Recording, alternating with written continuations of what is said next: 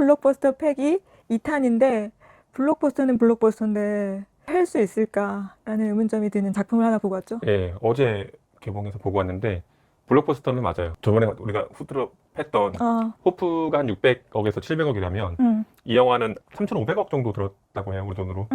2억 5천만 달러인가? 이렇게 정도가 들었으니까 호프보다는 5배 정도 더 많이 돈이 들어갔다. 어쨌든 코너 제목이 블록버스터 패기여서 팔 게 없나 생각하면서 봤는데도 불구하고 너무 재밌게 보고 왔고. 그래서 오늘 할 작품은 예, 크리스토퍼 놀란 감독의 오디세이를 갖고 왔습니다. 오디시. 네, 오늘은 아마 두드려 패기는 아니고 그렇죠. 블록버스터 파헤쳐보기. 뭐 이 정도면 돈값을 했다. 너희가 우리를 사대주의라고 해도 할 말이 없다. 블록버스터의 의미는 여기 있다. 돈이 들어가지 않으면 이 정도를 만들 수 없고 이 정도의 감동이라든가 이 정도의 느낌을 줄 수 없다. 그러니까 돈은 이렇게 써라. 돈은 이렇게 써라. 그렇죠. 이거는 여러분 다 아시겠지만 뭐 호메로스의 고대 서사신 오디세이아 24권을 토대로 해서 만들어진 영화인데 제가 이제 오늘 얘기하고 싶은 건 크리스토퍼 놀란의 오디세이와 그 호메로스의 오디세이아의 다른 점은 무엇이었냐 그런 거 얘기해 보고 싶어요. 왜냐면 지난번에 우리가 나홍진에 대해서 얘기했던 게 자기만의 색 컬러, 자기만의 생각이 너무 맞아요. 없었다. 여기서 뺏기고 저기서 뺏기고 한 거를 늘어놓는 거였다. 그랬죠. 그렇다면 이것은 이 크리스토퍼 놀란은 그 호메로스의 오디세이아를 어떻게 다르게 놀란의 시각으로 해석했는가. 일단 뭐 두드러진 거는 목마 아니었을까요? 그 목마를 더 나쁘게 봤다. 그렇죠. 이게 인류의 완전 진짜 초창기 시대의 이야기인 거예요. 기원전 뭐 1300년, 500년 이렇게 얘기하고 트로이 전쟁과 오디세이가 있었던 시기가 1400에서 1500년 전이야. 그리고 한 5, 600년 정도 차이를 두고 기록을 한 거란 말이죠. 우리 쪽은 중국 이제 상나라가 요임금, 순임금, 우임금 이럴 때가 기원전 1300년, 1600년 하물며 고조선이 기원전 2300년 전이란 말이지. 그 신화에 따르면 그 무렵인데 완전 옛날 시대이잖아요. 국가가 성립되어지도 않은 부족 국가만 있을 때란 말이지. 맞아. 그때가 청동기 문화라는 거야. 그래서 그리스 청동기 문화이지. 청동기 문화라는 거예요. 칼이 처음 만들어지고 갑옷도 만들고 청문법 같은 것들이 정해져 있지 잘 않을 때니까 관습, 도덕 이런 것들로만 다 이루어진 세계인 거잖아. 명예, 1대1 대결할 때 뛰지 말아야 한다는 것, 뭐 이런 것들.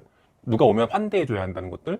상대가 먼저 하기 전에 내가 공격을 하면 안 된다는 것, 이런 것들이 있었던 거지. 하나의 룰이 있었던 건데 트로이 전쟁이 끝나지가 않는 거잖아. 10년에 걸쳐서 막 이루어지는데 그걸 오디세우스가 이제 트로이 목마라고 하는 전략을 써서 끝낸 거란 말이에요. 이 오디세우스가 굉장히 총명하고 기략이 뛰어나고 다른 사람들은 하지 못하는 그런 아이디어를 잘 낸다 나오고 그 대표적인 그 전략 중에 하나가 목마를 심어놓는 거 아니야. 그걸로 인해서 철옹성이었던 트로이가 무너졌다 이 얘기를 하는 거잖아. 근데 우리가 논란의 이 영화를 보고 나서 이 트로이 목마라고 하는 이게 사실은 상대방을 속이고 뒤통수를 치고 할 수 있는 건데 안 했던 것들이라고 생각하는 거잖아. 그리스 청동기 문명은 신이 인간을 강하게 확 잡아놨던 시기인 것 같아. 영화 시작할 때 나오잖아. 그치. 아직 마법이 존재하던 시대 이렇게. 인간이 너무 이기적이고 굉장히 교활한 면을 갖고 있기 때문에 크세니아라는 환대의 법칙을 가지고 이기적으로 싸우려고만 하는 그 산만한 인간을 잡아놓는 최소한의 사회 유지 질서 장치로서 크세니아를 신들이 한 거야. 그러니까 언제 신이 어떤 모습으로 갈지 모르니까 어떤 이방인이 와도 어떤 손님이 와도 친절하게 잘 환대해라. 그리고 환대해서 그 사람이 마음이 풀어지고 이제 어느 정도 화목해졌을 무렵에 너는 누구냐, 어디서 온 누구냐라고 물어라. 그 전에 싸움이 시작되지 않게 하게 한 거지. 그게 그리스 청동기의 문명의 자부심 같은 문화였는데, 사회 질서를 유지하는 문화였는데,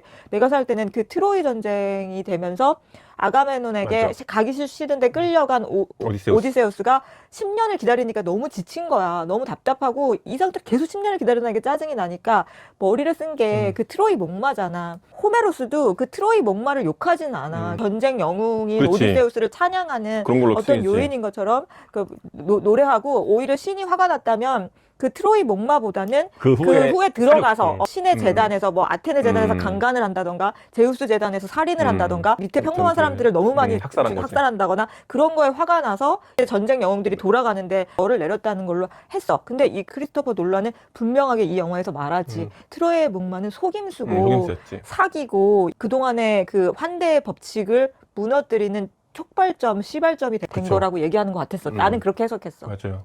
그게 맞는 것 같은 게 통수를 친 거거든. 신에게 그러니까 전쟁은 끝났고 우리는 이거에 대해 승복하고 이 재물을 아테네 신에게 바치려고 여기다 두고 간다라고 했는데 그 환대의 법칙에 따르면 그 물건을 버리면 안 되고 불태우면 안 되고 가지고 들어가서 제 신의 재단에 올리는 것이 맞는 거잖아. 신뢰와 우정으로서 되는 거잖아. 비록 전쟁을 했을지언정. 그걸 끌어가는 것도 얼마나 힘들게 하고 보여줬죠. 근데 거기서 나와서 다시 싸움을 했다는 게 학살을 했다는 게 그것은 엄청난 뒤통수지.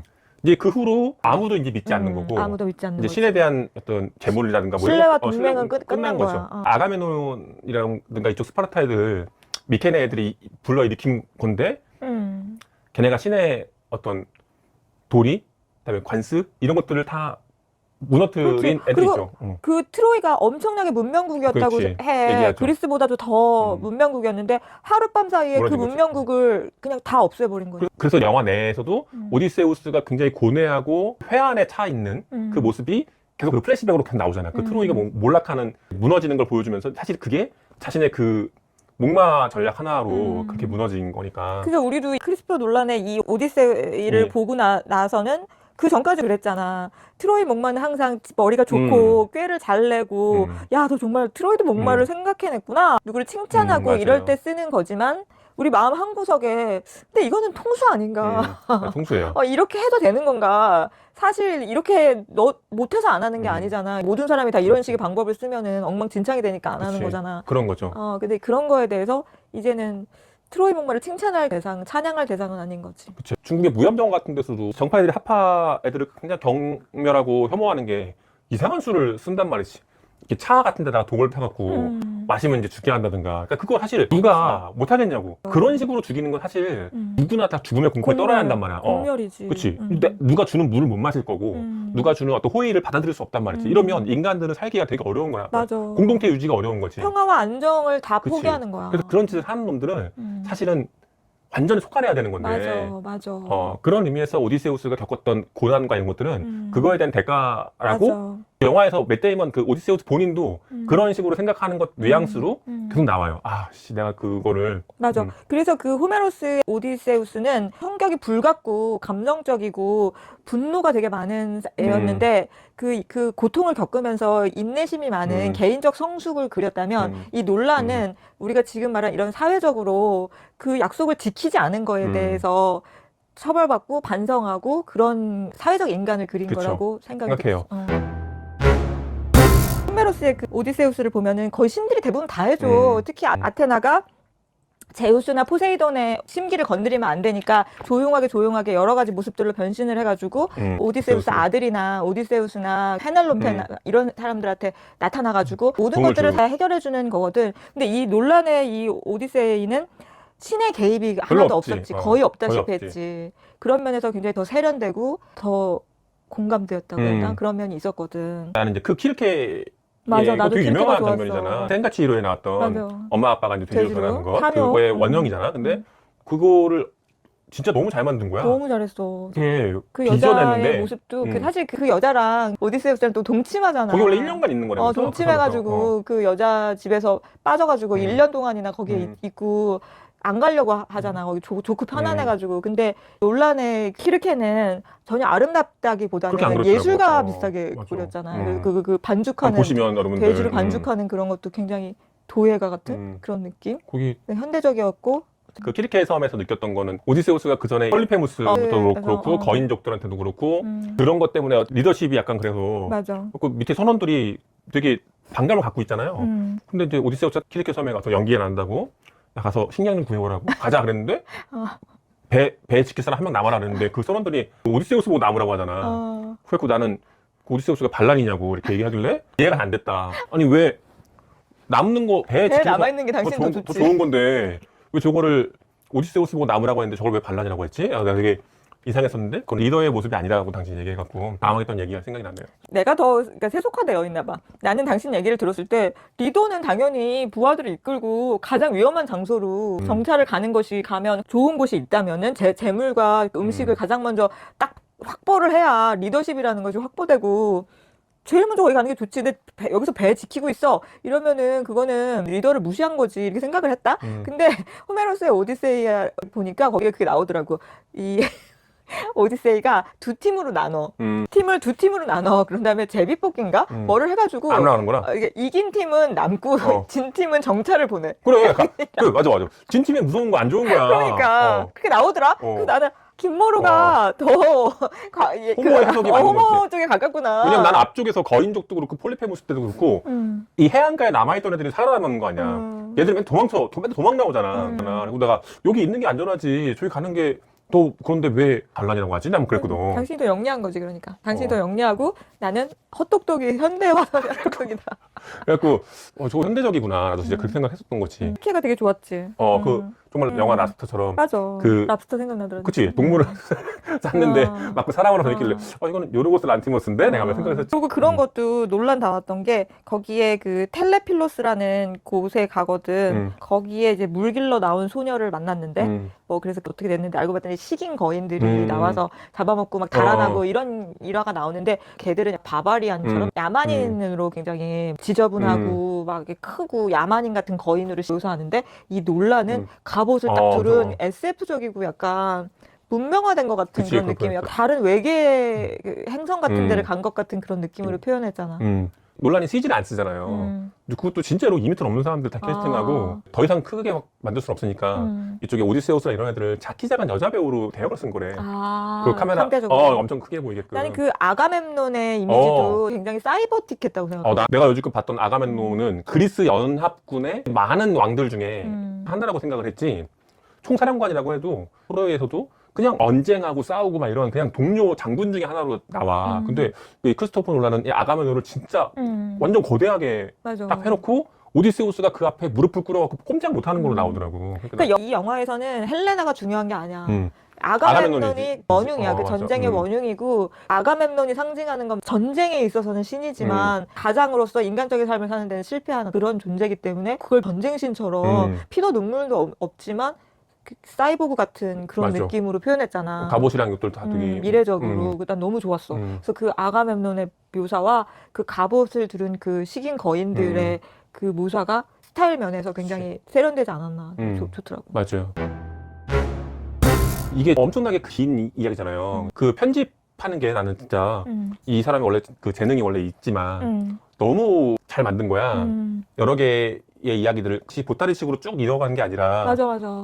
칼립소에서 가서 회상하는 것 나오고 텔레마커스의 고향의 이야기 나오고 원래 과거의 모습 트로이 전쟁 때 이야기도 나오고 이거를 섞어갖고 압축해서 보여줬는데 너무 진짜 나는 눈을 뗄 수가 없더라고. 그 칼립소라는 말이 감추다라는 뜻이래. 그러니까 내가 생각할 때는 세상으로부터 그 오디세우스를 감추는 것도 있지만 오디세우스가 자기 자신의 죄책감, 자기 부자들을 다 잃고 그게 뭐 다음이냐면은 칼립소한테 온 게 병사들이 성소 잡아먹고 그 번개 맞고 다 폭풍에 다 쓰러졌잖아. 그리고 병사들이 다 죽고 배도 다 난파해. 뗏목 하나에 오디세우스 혼자 남는데 그 뗏목이 카립티스 쪽으로 가. 이 카립티스로 그 뗏목이 들어가고 이 애는 그 나무까지 매달려 있어. 근데 그 카립티스가 한번 쫙 빨아들인 다음에 다 뱉어나잖아. 그러니까 뱉어낼 때 뗏목이 올라와. 그러니까 그거를 다시 타고 칼립소의 섬으로 가는 거야. 거기서 이제 구출돼서 7년을 있게 되는 건데 자기가 트로이 학살을 한 것과 12척의 배와 그 많은 병사들을 전부 다 잃은 것 이런 것들이 너무 충격과 죄책감이나 후회 이런 것들이 큰 거야. 그치. 책임을 질 수도 없고 그러니까 자기 기억을 감추는 거야. 기억 상실증 비슷하게 현대로 따지면 그렇게 된 나는 그래서 영화 볼 때 당연히 얘기했잖아. 칼리소는 엄정화하고 페넬로페는 전이라고 아니냐. 오디세이는 유동근이 아내라는 드라마 여러분 한 번씩 봐보십시오. 이거 너무 똑같아요. 모든 드라마가 다 이런 거에 원형을 취하니까. 엄정화랑 살다가 나중에 내가 원래 그 사람 남편이었냐고 바닷가에 나가갖고 앉아서 계속 딴 데를 보면서 울고 있는 그런 거 다 뺐어 논란이. 칼립소가 영원히 아름답고 싱싱한 나를 선택할 거냐 그 늙어가는 페넬로페를 선택할 거냐 뭐 이런 것도 물어본단 말이야. 근데 그런 거 다 뺐더라고 논란은. 인간이 사실 자기가 도대체 누구이며 어디서 왔으며 내가 어떤 사람인지에 대한 정체성을 계속 갖고 있는 건데 그래서 기억이 되게 중요해. 그 기억이 되게 중요한 거야. 내가 누구다라고 하는 거. 난 돌아가야 되고 사실 7년 살았으면 엄정화랑 사실혼 관계로 사는 거잖아. 그렇지. 당신 같으면 그냥 놀라지 않았어? 나는 바로 돌아가지. 당신 같으면 여기 너무 좋다. 먹을 것도 많고 뭐 생선도 다 받아주고 여신이 다 해주고 케어받는 거 좋아하잖아. 중요한 거는 삶에 대한 의지? 삶에 대한 의지를 갖고 있는 게 진짜 이 영화, 이 이야기 서사에서 굉장히 중요한 핵심인 것이다라고 그치. 저는 생각이 들어요. 그런 것도 되게 중요한 것 같아. 어떤 누구를 만나든지 간에 증명해야 되잖아, 자신을. 당신이 진짜 오디세우스가 맞단 말이요? 그러면 멧돼지한테 어린 시절에 물린 그 자흉처를 보여준다든가, 그 징표를 보여준다든가, 자기를 증명해야 되잖아. 근데 그것이 굉장히 중요하다는 거야. 함께하는 시간 낭비라고 생각하지 말고, 매일 또 당신과 내가 함께하는 시간이 그것이 나중에 나를 증명하는 것들로 쓰일 수 있다는 거지. 근데 지금은 이제 다 유전자라든가 지문이라든가 이 홍채라든가 이걸 하는 건데, 이게 내가 대학 다닐 때 서양사 내 수업 들었을 때 마틴 기어의 귀향이라고 영화도 있어요. 서머스비라고 조디 포스터 나왔던. 본 것 같아. 전쟁에 나갔던 남편이 돌아왔는데 내가 그 사람이다. 마틴 기어라라고 얘기하는데 아닌지 진짜인지를 모르겠는 거야. 왜냐하면 신분증도 없고 십몇 년 만에 돌아왔는데 이목구비라든가 이런 것들은 달라질 수 있는 거니까 이 사람은 내가 진짜 마틴 기어다. 그걸 증명하는 맞아. 그런 싸움이 있는 거야. 그때 서양사 그 교수님이 얘기했던 게 이거 진짜 쉬운 일이 아니었다고. 멀리 떠나갔다 온 사람이 자기 자신임을 증명하는 것은 진짜 어려운 일이었다. 근데 오디세우스는 말할 것도 없지. 진짜 왕인지 아닌지를.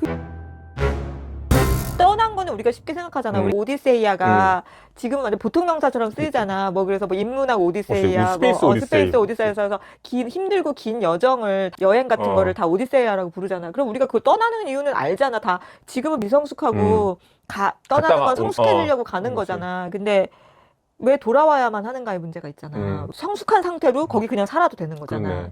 근데 왜 돌아와야 되는가? 그것은 증명하기 위해서라는 거지. 왜냐하면 성숙해진 내가 나를 알고 있는 사람들에게 다시 돌아와서 그 사람들로 인해서 너 정말 성숙해졌구나.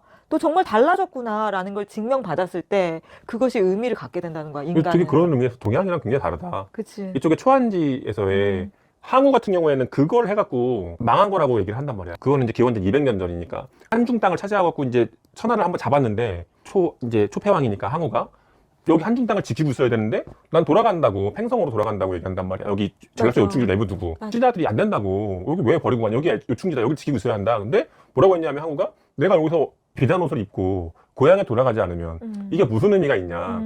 그래서 거기 금이 환양이라는 말 나온 거고 내가 이 성공해서 이 어마어마한 권력을 가졌는데 돌아가서 내 고향 사람들, 나를 알아주는 사람들한테 가서 내가 바로 그 항우다라는 걸 인정받지 못하면 비단 옷을 입고 밤거리를 걷는 것처럼 의미가 없는 짓 아니냐. 그래서 돌아가서 그걸 해야 한다고 내려가는 사이에 이제 죽지. 나중에 그 세력에 밀려갖고 사면초가 뭐 이런 거. 나중에 이제 몰락하는 거예요. 그래서 수많은 전략 사가들이 되게 순진하고 어리석은 짓을 했다라고 얘기를 하는 거야. 인간이 그렇다는 거야. 근데 그러고 싶어 한다는 거야. 그렇지. 근데 여기서는 그게 맞다라는 거잖아. 그걸 증명하고 싶어 한다는 거잖아. 인간은 그래야지 의미를 갖는다고 하는 거야. 그래서 돌아가는 거야. 그렇지? 생각해봐. 내가 굉장히 유명해졌어.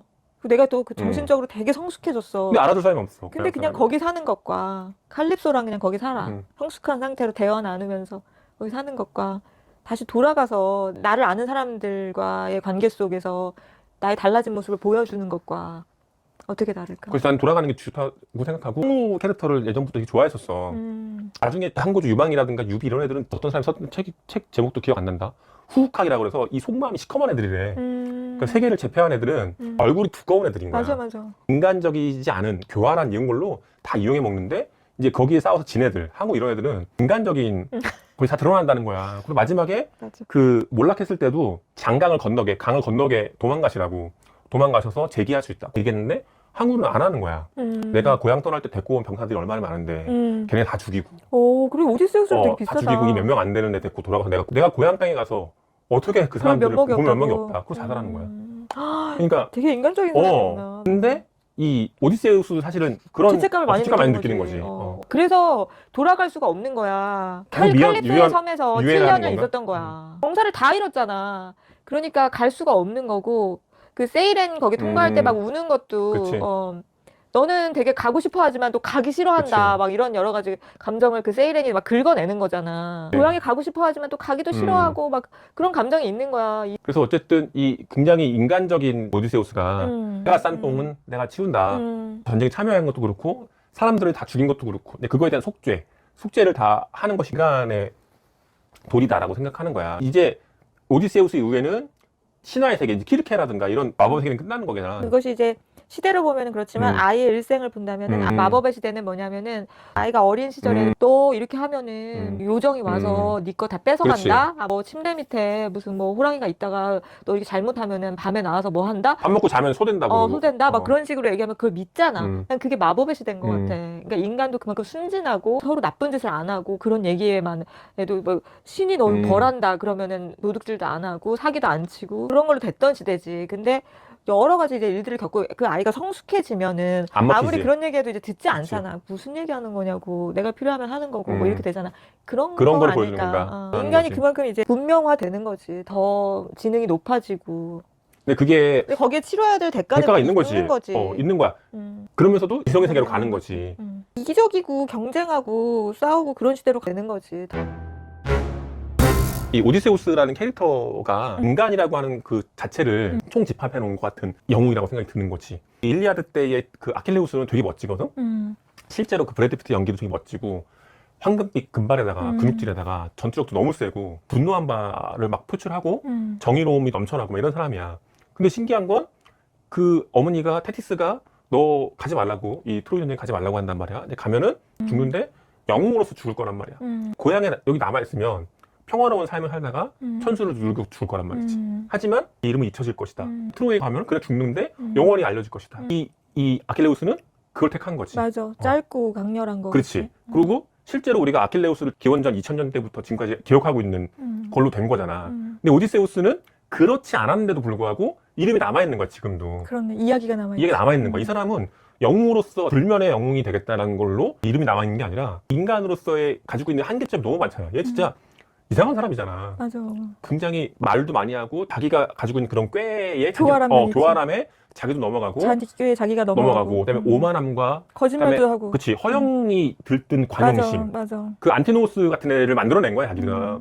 원래 이 새끼가 뽑았는데 원칙대로 네가 군대 가야지 얘기 안 하고 그 아버지가 자기 자식에 대한 부끄러움 때문에 또 이렇게 가라고 해준 거잖아. 오디세우스라는 이름을 그 외할아버지가 지어준 거야. 이 외할아버지가 세상살이에 되게 화가 많이 난 거야. 그래서 사랑스러운 손주를 좋은 이름을 지어줘야 되잖아. 근데 노여워하는 자라고 애기 이름을 지은 거야. 그게 오디세우스야. 그 노여워하는 자. 그 이름 자체가 분노와 원망을 많이 갖고 있는 이름이야. 남들이 얘를 원망하든 얘가 세상을 원망하든. 그러니까 그 불같은 삶이 어떻게 보면은 바닷속에 그 폭풍을 막 헤치면서 서서히 이제 인내심과 절제 같은 걸로 가라앉는 과정인 거지. 그래서 엄청나게 멀리까지 왔다가 터키 쪽 갔다가 이쪽 이탈리아 지나서 스페인 쪽까지 갔다가 막 지중해를 돈 거잖아. 왔다 갔다 하면서 그 사람이 갖고 있는 게 오만함, 허영심, 하지만 연민과 공감도 있고 사랑도 있고 가족애도 있고 지적 호기심도 엄청 많고. 엄청 많아. 인간이 사실 그렇지. 그렇지. 어떤 음흉함도 있고. 동료가 죽는 걸 보면 막 우는데 그 다음에 동료를 먹잇감으로 주잖아. 그게 사실 인간이 그렇잖아. 그걸 다 모든 걸 총체적으로 만들어 놓은 캐릭터인 거야. 그래서 이게 사피엔스구나, 이게 인간이구나라고 하는 것들을 아주 잘 보여준 거라서 그 아킬레우스는 진짜 신화적인 존재라면 이게 이제 인간적인 거란 말이야. 오디세우스가 키르케의 얘기를 듣고 그 저승의 끝까지 가서 사자들을 죽은 사람들을 만나는데 이 영화에는 안 나오는데 거기에 아킬레우스가 나와. 아킬레우스가 거기서도 그 저승의 모든 사자들을 거느리는 굉장히 멋있는 리더로 나오는데 나는 이곳 저승에서 이들을 거느리는 영웅이 되는 것보다 살아서 가난한 집에 하인으로 노예로 살아가는 삶을 선택할 것이다 하면서 죽은 삶보다는 살아있는 삶이 좋다고 얘기를 해줘. 그러면 너는 부인에 대한 그 구원자들에 대한 그거를 얘기해 주지만 이 아킬레우스는 보다 근원적인 걸 얘기해 주지. 네가 아무리 이제 폭풍에 시달리고 뭐 이래도 살아남는 것이 굉장히 중요하고 집으로 돌아가는 것이 굉장히 중요하다라는 얘기를 해주는 거지. 맞아. 그래서 이 오디세우스가 인간의 모습들을 총체적으로 잘 구현한 거라서 너무 나는 좋았어. 마지막에는 난 눈물도 많이 났으니까. 대신 맷 데이먼 엄청 좋아하잖아요. 그렇죠. 맷 데이먼이 나왔다는 것 자체만으로도 재미를 보장한다는 댓글이 엄청 많더라고요. 맷 데이먼이 집으로 돌아가는 내용의 영화는 다 재밌다. 마션도 재밌었고 인터스텔라에도 어떻게 보면은 그 겁쟁이 만 박사도 지구로 돌아가고 싶어 했던 사람이니까. 맞아요. 뭐 그런 것들이 다 재미있었던 거죠. 그 멀게는 그 라이언 일병 구하기에 나왔던 그 라이언 일병도 맷 데이먼이었으니까 집으로 돌아가는 거죠. 다 인기가 있었는데 어쨌든 맷 데이먼이란 배우 자체가 주는 그 친밀감, 그리고 애초에 처음 이제 데뷔했던 굿이런팅 같은 경우에 굉장히 지적이지만 또 명민하지만 아픔이 있고 상처가 있고 그것들을 잘 드러낸단 말이지. 그 다음에 그 포드 대 페라리에서 당신이 되게 매력있게 생각했던 굉장히 좋은 캐릭터. 친구를 잃고 그 남은 부인과 자식에게 찾아갔을 때 그 밖에서 멍하니 콜라를 마시고 있었나? 먼 발치에서 그 지켜보는 그게 더 슬퍼 보였어. 그 스파이더맨이 친절한 이웃이라면 이 맷 데이먼이 진짜 백야드에서 고기 파티 같은 것도 해먹고 맞아. 서로 뭐 담소도 나눌 수 있는 그런 이웃집 아저씨 같은 느낌이 들면서도 맞아. 배우로서의 어떤 느낌이 드는 거죠. 오디세우스가 사실 지혜와 달변의 음. 상징적인 인물이잖아요. 그렇죠. 그 지혜와 달변인데 헐리우드 배우 중에서 지혜와 달변하면 난 맷 데이먼인 거야. 당신이 또 좋아하는 배우 중에 크리스찬 베일이 있는데 그 좀 너무 안 어울렸죠. 어울릴 것 같은 느낌인 맞아. 거야. 예민하고 감수성이 섬세할 것 섬세한 같아요. 거죠. 이렇게 오디세우스처럼 그치. 인내심이 음. 많은 그런 역할은 안 맞을 것 그렇죠. 같아요. 그래서 오디세우스 역할은 해외에서는 논란이 좀 있었다고 하는데 저는 굉장히 좋았다, 마음에 드는 캐스팅이었다라고 생각했습니다. 유일하게 이제 나쁜 점이 그 아테나를 표현하는 게 불만이었던 점이었는데 젠데이아가 맡은 그 아테네가 지혜의 여신이고 맞아, 전쟁의 전쟁의 여신이고 동시에 문명의 음. 여신이잖아. 오디세우스를 상징하는 것과 동일한 그런 거거든. 근데 여기서는 굉장히 왜 이렇게 약화시켜서 옛날은 이제 여성이 뭐 지금 같지 않잖아. 그러니까 그 호메로스의 오디세이아를 보면은 뭐 여자들에 대한 뭐 그런 피시한 게 하나도 없어. 그거 당연한 그치. 거라고 생각해. 그래서 그 여자가 원인이 돼가지고 전쟁이 일어나고 여자가 책임질 일을 되게 많이 하고 그 페넬로페 같은 경우도 배 짜고 풀고 배 짜고 풀고 뭐 이런 소극적 행동을 통해서 계속 시간 끌기만 하면서 하지 뭐 구원자들을 어떻게 하지를 못하잖아. 소극적이고 그렇게 표현했는데 이 크리스토퍼 놀란에서는 일단 그 전쟁의 책임은 여자에게 있는 게 아니라 가장 거대한 남성성을 상징하는 아가메논에게 있다. 니들이 하고 싶어하고 전쟁한 거 아니야 라는 그런 면에서 굉장히 헬레나를 다르게 그렸고 쌍둥이 언니가 그 아가멤논을 죽이는 장면을 원작에서는 공부와 간통하여서 한 것처럼 보였는데 여기는 딸을 제물로 바친 남편을 복수하는 것처럼 그래서 그런 거 좋았고 페넬로페도 왕이 될 아들에게 쩔쩔매는 게 아니라 아들보다 더 리더십이 있는 사람으로 그려졌잖아. 그랬는데 왜 아테나는 진작 중요한 아테나는 여신이긴 하지만 남성성을 가지고 있는 그 균형 잡힌 사람인데 굉장히 아이 같고 소극적이고 위축된 것으로 그렸을까? 그게 잠깐만 나오고. 젠데야가 너무 짜증내는 표정, 안절부절 못하는 표정. 너 어떻게 하려고 그래? 이런 표정만 계속 나오지 않았나. 거기 사제 1인 2역으로 나왔잖아. 거기 목 잘리는 걸로. 그 트로이에서. 아테네를 모시는 사제이자 아테네 신 그 자체로 둘이 나오는데 거기서 진짜 어떤 조언을 해주거나 그런 것도 없고 심지어 그 칼립소 같은 것도 여신인데 논란이 굉장히 사실 잘 그린 거야. 왜냐면 원작에서는 그 칼립소가 오디세우스를 잠자리 상대로 계속 데리고 있으려고 하거든. 그러면서 이제 제우스는 부인이 그렇게 많고 남자 신들은 그렇게 많은 여자들을 건드려도 뭐라고 안 하면서 여신들이 남자를 이렇게 좀 하면은 꼭 벌 주고 끊어놓고 갈라놓고 이러느냐 하면서 막 짜증을 막 내고 화를 막 내니까 헤르메스를 보내가지고 너 이렇게 말 안 들으면 제우스가 너 가만두지 않을 거야. 무섭게 협박하니까 마지못해서 그 오디세우스한테 기억을 되돌아 봐. 네가 기억하면 내가 뗏목 만들 수 있게 해줄게. 뭐 이런 식으로 마지못해서 하는 걸로 하는데 여기서는 칼립소 자기 스스로가 걔한테 너 이제 이거 그만 먹어. 기억을 잃어버리는 이 망각의 로투스 그만 먹어. 네가 생각해봐. 네가 기억을 찾도록 도와줄게. 뭐 이런 식으로 하고 이야기를 들어주는 역할로 하잖아. 근데 왜 아테나는 그렇게 소극적이고 그렇게 그렸을까? 문명이 사그라진다는 거를 표현했나? 신화 세계가. 그게 문명을 상징하는 거니까 이제 청동기의 문명의 시대가 끝나고 암흑의 시대로 들어간다고 그랬잖아. 그러니까 그것이 그 아테나가 약화되는 것이 지혜가 약화되고 문명이 약화되는 거였나? 그렇죠. 그렇게 볼 수도 있지. 시논도 괜찮았지. 시논은 없던 인물을 사실 만든 거잖아. 시논 원래 없던 인물인가요? 오디세이아에서는 그냥 일반 병사들, 슬프게 죽어가는 일반 병사들이라고 표현을 했는데 여기서는 시논이라는 캐릭터를 힘을 만들었어. 준 거네. 되게 의미가 있는 거니까. 그 근데 사람한테 잘 어울렸지. 오디세우스의 캐릭터를 설명하는데 굉장히 중요한 인물이었던 작고 가엽고 것 같아요. 그런 작고 가여운 인물에 대해서 오디세우스가 갖고 있는 연민, 그 다음에 애초에 얘가 징집되는 것이 원래 아니었는데 그렇게밖에 할 수 없었던 게 그 시대의 지배계층이 가지고 있는 명예를 존중해주는 왕으로서의 배려, 오디세우스의 한계점, 그거를 보여주는 장치로 사용한 캐릭터였고, 그리고 이 사람이 워낙 말이 많잖아요. 저는 이제 예전에 앨런 페이지 때부터도 봤던 배우인데, 인셉션 때부터. 근데 중간에 성전환 수술도 하고, 맞아. 그래서 지금 여러 가지 핫한 배우인데 잘 활용했고, 그리고 맨 마지막에 오디세우스가 사실은 사륙하는 거에 대해서 좋지 않다라는 깨달음을 가진 성숙한 사람이 됐는데도 불구하고 그 안티노우스를 완전 잔인하게 죽여야 죽였죠. 되잖아. 근데 그거에 대해서 공감을 불러일으키기 위해서는 신혼에게 못되게 한 것, 신혼에 대한 복수, 그쵸. 그걸 집어넣어서 이것은 사륙이 아닌 어느 정의의 공적인 실현? 공적인 심판이고 그렇죠. 정의의 실현이다. 그 너무 그 장면은 통쾌했거든. 그 징집 징집표, 맞아. 그 봉 같은 걸 입에 제비. 집어넣고 가서 얘기하라고 하면서 죽였잖아요. 그런 것들의 신혼이란 캐릭터가 필요했던 것이 아닌가. 그랬던 것 같아. 제주복무 한 건데 그 아버지도 다 굶어 죽었으니까. 그러니까 자기 아버지와 자기 집안을 보살펴준다는 한과에 네. 자기가 대신 징집을 가겠다고. 간 건데 전혀 돌봐주지 그러지 않고 않고 아버지가 굶어 죽었다는 죽었다고. 소식을 들은 거잖아. 그치.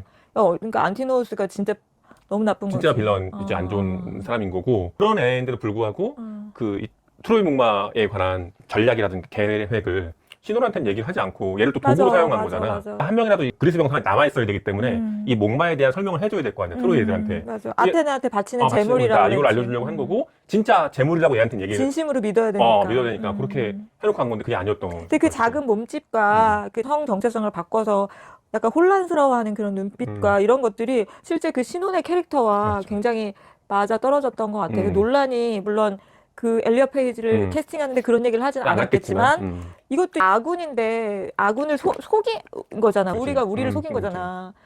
그게 약간 남자도 못 되고 여자도 못 되는 그런 삶을 사는 사람에게 뿜어져 나올 수 있는 그런 캐릭터잖아. 맞아요. 그래서 신혼은 좋은 캐릭터였다. 맞아요. 짧았지만. 루피탄 용이나 어땠어요, 그건? 예전에 우리가 어렸을 때 영화 볼 때는 영화에 대한 정보가 그렇게 많지 않아요. 맞아요. 그리고 영화를 옛날엔 봤을 때 그랬지. 엄청나게 포스터밖에 없었어. 큰 충격을 받고 감동을 받은 다음에 그게 이제 입소문이 나면서 이제 흥행을 하는 그런 스타일이었다면 요즘은 영화가 나올 때 공식처럼 그 영화 소개해주는 대형 유튜버 스피커들한테 그 자료가 소스가 다 가면서 미쳤다, 뭐 지렸다, 뭐 몇만 각이다, 뭐 이런 식으로 모든 영화의 그 중요한 장면들을 계속 보여주잖아. 배우들 캐스팅 비화부터 해서 촬영 뒷이야기부터 너무 많이 하는 거예요. 그 중에 하나가 이번에 그 루피타 룡고라든가 엘리엇 페이지라든가 이런 사람들에 대한 사람들의 어떤 혐오 시작하기도 전에 논란조차도 그런 PC주의의 영향을 받아서 나락의 길을 가고 있다. 뭐 이런 식으로 바람을 엄청 잡았어요. 바람 엄청 잡았는데 실제로 우리가 봤는데 나는 전혀 못 느끼겠고 전혀 위화감이 없었어요. 전혀 위화감이 없고 나에게 있어서 헬레네는 2004년도에 그 브래드 피트 나왔던 트로이에 나왔던 헬레네. 근데 그때 헬레네가 백인이었는데도 불구하고 나 그렇게 예쁘지 않다고 생각했거든요. 그 전에 이것은 싸움이 어찌됐든 간에 다른데 목적이 있었더라 할지라도 헬레네가 굉장히 예뻤고 그 여자를 데리고 가서 그 남편이 화가 나서 싸움이 시작됐다라고 했다면 지금 이 영화는 전혀 그렇지가 않아. 그렇죠. 헬레나보다는 아가멤논 때문에 그렇죠. 전쟁이 일어난 거야. 그렇기 때문에 헬레나의 미모가 그렇게 사실 중요하지 않아요. 않다. 중요하지 않고 오히려 미모보다는 제우스의 계속 나오잖아요. 제우스 룰이라고 하잖아요. 환대를 해주고 환대한 거에 대해서 이제 배신을 하거나 무례하게 하면 안 되는 걸로 나오잖아요. 그러니까 헬레네의 미모가 중요한 게 아니라 그 미모와 상관없이 남의 아내를 데려갔다라는 거예요. 그렇지. 그리고 이 루비탄 용이 메넬라우스의 부인이기도 하지만 맞아요. 1인 2역을 했잖아. 힐리타임 네스트인가? 네스트란가 뭐. 그래서 아가멤논의 부인 역할도 했기 때문에 그 역할은 굉장히 예쁘기만 한 역할이 아니잖아. 맞아요. 아가멤논의 부인은. 그렇죠. 복수심이랑 원한 같은 것도 있는 거잖아. 자기 딸을 남편이 잘못 바친 거죠. 그런 면에서 이 사람의 캐스팅이 나쁘지 않았다는 생각. 저는 되게 좋았다고 생각해요. 아이맥스는 어떻게 생각해요? 아이맥스? 근데 어차피 우리나라에서는 용화만 빼놓고는 볼 수 있는 데도 없다 그러던데. 근데 이제 그런 사람들도 있어요. 의미가 있냐? 왜 아이맥스를 왜 찍는 거냐고. 발타 베냐민인가? 근데 뭐 그런 거 있잖아. 그 그림은 딱 한 장이기 때문에 가치가 있는데 사진은 기술복제 시대에 영화는 그런 거 맞아. 계속 똑같은 것이 있기 때문에 가치가 떨어지는 가치가 거죠. 떨어지고 종이 조각처럼 될 것이다라는 얘기를 했는데 이 논란은 1.43대 1인가 그 비율도 굉장히 특이하지만 70mm로 찍잖아. 그러니까 그 비율의 아이맥스를 70mm로 상영하는 곳이 세계에 몇 개 안 된대. 그래서 미국 애들도 뭐 이 도시에서 이 도시로 비행기 타고 가서 보고 막 그러고 우리나 일본 같은 경우는 아예 볼 곳이 없어가지고 원본의 개념으로 만드는 거구나. 그러니까 그거를 남기려고 하는 거야. 내가 봤을 때 논란이 그걸 하는 이유는 대중은 그냥 그 파나 같은 걸 봐라. 그림으로 그치, 치면 대중은 그냥 파나 같은 걸 봐. 파나는 찍다 보면은 삐뚤하게 찍힐 수도 있고 예쁜 부분을 크게 확대해서 찍을 수도 있고 뭐 여러 가지로 할 수 있는데 그 파나를 봐. 하지만 그 원본 그거를 소유하고 있는 사람은 희귀하다는 거지. 근데 이게 보면은 내가 인터스텔라 때도 내가 그 생각 했었거든? 별 차이가 없어. 그렇게 느낄 수도 있지. 영화는 대부분 와이드한 걸 우리가 그치. 생각을 하잖아. 가로로 수평적으로 넓어지는 걸 생각을 하는데 아이맥스는 이제 거의 거의 정사각형 성사기 위로 올리는 거잖아. 그러면 그게 어떤 효과를 주냐 하면은 그 안으로 들어가는 것 같은 맞아. 효과를 주는 거지. 이 와이드한 거는 뒤로 빠지면서 이제 멀리서 관망하는 관객이라면은 그래서 아이맥스는 그 안으로 들어가서 그치. 체험하는 이제 거. 그런 효과들이 있을 텐데 이제 문제는 그거를 이제 그 되팔림들처럼 선점 다 해갖고 그 콘서트 표처럼 지금 뭐 10만 원 넘어간다는데 그렇게까지 할 가치가 있는가? 원화를 소유하고 싶어 하는 사람이 있지만 당신이나 나 같은 경우는 프린트된 그림도 예쁘다. 얼마든지 벽에 걸어놓으면 아름답다고 생각하잖아. 그러니까 그건 향유하고 내 수준이, 경제적 수준이, 내가 만약에 아르바이트 해가지고 그걸 보러 갔을 때 그 영화가 그 정도의 가치를 나한테 충족감을 안 줬을 때 너무 화가 나잖아. 한 2점, 1점짜리 있던데 호들갑이라고 그러는데. 아니 그런 거는 좋지 않은 것 같아. 맞아. 적당한 돈을 내고 적당하게 취하는 게 좋은 것 같아. 마지막으로 크리스토퍼 놀란의 오디세이를 한 문장으로 정리한다면? 돌아가야 한다? 집으로 돌아가야 한다. 집으로 돌아. You must go back. 나는 돌아오는 길이 얼마나 무사히 돌아오는 게 되게 중요한 것인가. 맞아. 어릴 때 내가 처음으로 봤던 이 오디세이랑 관련된 거는 만화였어, 만화. 애니메이션. 율리시스라고 우주선장 율리시스야. 그 노래도 지금도 기억나는 그 노래인데 율리시스가 우주의 신과 싸우는 거야. 그러니까 신과의 싸움을 통해서 자기 집으로 돌아가야 되는데 신의 분노를 사서 우주를 떠돌게 되는 거지. 근데 그 과정에서 그 맞서 싸우는 그런 모습들이 꼬맹이 때 어릴 때도 되게 좋아 보였던 거야. 오디세우스가 그 여기서는 신과 싸우려고 하거나 그런 건 아닌 것 같더라고. 근데 어쨌든 인간이 자기 주체적인 생각으로 자기 문제를 자기가 해결하려고 하고 자기가 생각할 때 그 순간에서 최선이라고 생각하는 자기가 가지고 있는 가치관과 사상에 따라서 뭔가를 했는데 그럼에도 불구하고 이게 이상한 결과가 나오고 그 사색했는데도 불구하고 사색하고 내가 볼 땐 이게 최고의 방식이다, 최선의 방식이다 했는데도 자꾸 이상한 일이 벌어지는 이런 것들을 잘 표현한 거라고 나는 생각을 그게 인생이고. 그게 인생인 거야. 저는 사실 한 번 더 보고 싶은 생각도 있어요. 맞아요. 그러니까 이게 제가 생각할 때는 더 보는 사람이 많고 관객도 보니까 머리 희끗희끗한 70대, 80대 어르신들도 부부들도 되게 많더라고요. 아이들도 또 됐고. 아이들 데리고 온 가족도 많고. 그러니까 이것이 정말 당신이 말했듯이 갈피를 잡을 수 없는 인생, 갈피를 잡을 수 없는 인간들의 이야기 그 자체인 것 같아. 그래서 마지막에 참 많이 눈물이 나더라고요. 오디세우스의 그런 행동들, 좀 지친 그런 모습을 보면 진짜 눈물이 많이 나는 것 같아요. 근데 인멸의 칼날의 그 카자의 그 이번에 무왕성편 네. 그 거기서도 그랬지만 그 말은 항상 눈물이 나. 이제 집에 가자. 집에 가자. 이제 집에 가자. 나는 그 말은 뭔가 이 안에 깊숙한 그런 걸 건드리는 말인 것 같아. 일본 애들 그 항상 쓰잖아. 타다이마, 맞아. 오카에리. 진짜 일본 애니메이션에 많이 나오잖아. 그게 이제 고생했으니까, 수고했으니까 이제 집에 가자. 그것은 언제 들어도 가슴을 울리는 그런 게 있고 오디세우스는 그거의 절정이다. 그런 게 너무 가엾지. 그치? 갈 집이 없는 사람들. 그렇죠. 집이 있어도 기다리는 그렇지. 페넬로페 같은 부인이 없고 맞아요. 에우마이오스 같은 친구가 없다. 없고 그러면은 뭐 집이 있어도 집이 아니지 뭐. 아가멤논은, 아가멤논은 집이 없던 거지. 없던 거죠. 돌아갈 집이 없었던 거지. 저한테는 돌아왔는데 고양이들이 알아보지 못하는 것 같은데요. 대신 오면 다 얼마나 행복해하는데. 다 크리스토퍼 놀란은 제가 워낙 좋아하는 감독이기도 해요. 근데 요새는 너무 꺼드러게 많이 사용되는 것 같더라고요. 그쵸? 테넷 같은 거는 잘 모르겠던데. 저도 테넷 잘 모르겠어요. 저 테넷 진짜 솔직히 2번 봤어요. 근데 잘 모르겠어요. 테넷은 어려웠다. 메멘토도 예전에 참 어려웠던 것 같은데. 그래도 메멘토는 그래도 알 것 같았는데 테넷은 진짜 모르겠더라. 네, 알겠습니다. 덩케르크도 여러분 한번 보세요. 나는 좀 덩케르크의 이미지와 그 오펜하이머의 이야기가 결합된 영화였다. 그럴 수 있겠네요. 내가 덩케르크의 이미지를 되게 좋아하잖아. 근데 그런 느낌이 있었고, 근데 이야기는 굉장히 압축적이고 깊이 있고 이런 게 있었기 때문에 트로이에서 애들이 내려와갖고 성문을 여는데 너무 손에 땀이 지는 거야. 열린다는 거 다 알고 알지, 있잖아. 아는데도 그 사운드라든가 이런 게 돈키르크에서의 물 차오르는 그 배 안에서의 그거랑 총알 막 들어오고 막 이럴 때 그 막 점점점 이제 숨이 차는 것 같은 음악이 있잖아. 근데 그거를 저쪽에서 트로이 애들이 나오고 이쪽에 문은 되게 천천히 열리고 맞아. 그게 너무 막 쫄리는 거야. 근데 이게 역사적으로 이게 문이 열리고 들어온다는 걸 알면서도 이게 그 얼마나 많은 기다림이 사실 있는 거야. 해변가에 있는 공간 안에서 익사한 애들도 나오잖아. 그게 사실 이야기라서 그렇지 여보. 거기서 다 죽어. 내가 그치. 생각할 때는 막 물이 차서 뭐 익사하고 배변도 가서 다 보고 그런데 끌려와서 겨우 그게 됐는데 문을 열다가 그걸 못 열어갖고 죽는다? 그러면 진짜 미칠 노릇인 거고. 그리고 그 성벽 바깥으로 횃불을 떨어뜨렸는데 병사들이 다 와 있다는 게 그걸 갖고 들어와서도 거기 백성들이 불태우라고 그러고 어떤 사람은 뭐 어떻게 하라고 그래서 그러고 그- 여러 그- 뭐 난리잖아. 그때 얼마나 가슴이 목마 안에서 튀어나가려고 하잖아, 한 놈이. 그런 것도 심지어 있어. 원작을 보면은 그 헬레나가 얘가 머리가 되게 좋은 여자야. 그러니까 헬레나가 그 트로이의 왕이랑 같이 그 목마를 구경하러 가서 싹 만지면서 그 안에 병사가 들어있을 거를 헬레나가 아는 거야. 그래가지고 한 명 한 명 그 병사 그 전쟁 영웅들의 부인의 목소리를 성대모사지 요새 현대로 하면 그걸 하면서 음모로 나와라 뭐 이런 식으로 하는 거야. 그 안에서 남자들이 입을 서로 틀어 막아주면서 눈물을 흘리면서 거기를 뛰쳐 나가고 싶어 하는 거야. 그 자기 아내의 목소리를 똑같이 흉내를 내는 거야. 페넬로페의 목소리도 들리고 막 그러는 거야. 그런 것도 나와 심지어는. 그걸 되게 시각적으로 잘 표현한 거야. 목마 입고 들어가고 그렇게 몰락하는 걸로 나오지만 이게 사실 그렇게 어려운 일이라는 것. 맞아. 그게 논란의 특징이지.